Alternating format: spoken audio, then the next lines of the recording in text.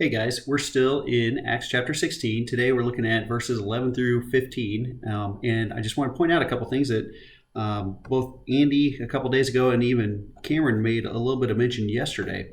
But a few days ago, Andy said or encouraged us to pull out a map, maybe in the back of your Bible, to kind of understand what was going on with Paul and his journey. So I actually brought a map with me so that we know what's going on in the text. We know that Paul was in Troas, and in our passage today, he was, or yesterday, he was called to go over to Macedonia. So he's following the Holy Spirit. And we showed that he goes to Troas here, then travels up to Samothrace up here, then over to Neapolis, and then into Philippi, which is right here.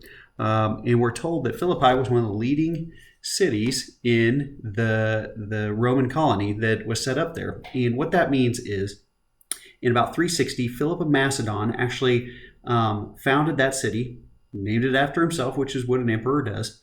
It became really famous a little bit later on. I say a little bit later on, a little over 300 years later, when the guys that killed Julius Caesar, Brutus and Cassius, were actually found out by Octavian and his army, and they defeated them there. And then it became even more famous when Octavian and Cleopatra were also defeated a few years later, all in Philippi. And it became known as this place where former soldiers would go. They had won the right to self-govern themselves. So it was a Roman colony. They didn't really have to answer to anybody except for kind of be partners with Rome. And they were given the right to self-govern. And this is where Paul meets a woman named Lydia. I gave all that because Lydia is a pretty important person, even though we don't hear much from her. We're told that she's from Thyatira, which is actually back over in Asia where Paul had just traveled from, and that she was the seller of purple goods.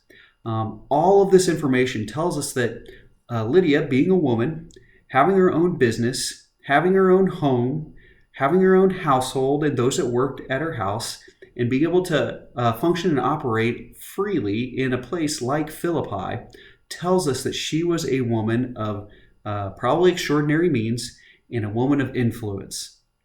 And she was using those, we're told, in service of God. And she meets Paul, prays with Paul. Paul gets to share the gospel with her. And then she wants to continue to keep Paul in this region and asked if he'd be willing to, and his traveling companions be willing to house with them and stay there and continue to unpack the gospel. So here's what I want to know as you are looking at this passage. How do you use your influence? Every one of us has influence. Maybe we're not like Lydia and have our own business and have that kind of big, massive cultural type of influence, but we have influence at our home. We have influence in our workplace. We have influence with our families and with our friends. How are you leveraging that influence for the sake of the gospel? Would someone who hears the gospel from you want you to stay around and continue to unpack that for them? Talk about that, think about that, and may you guys have a blessed day.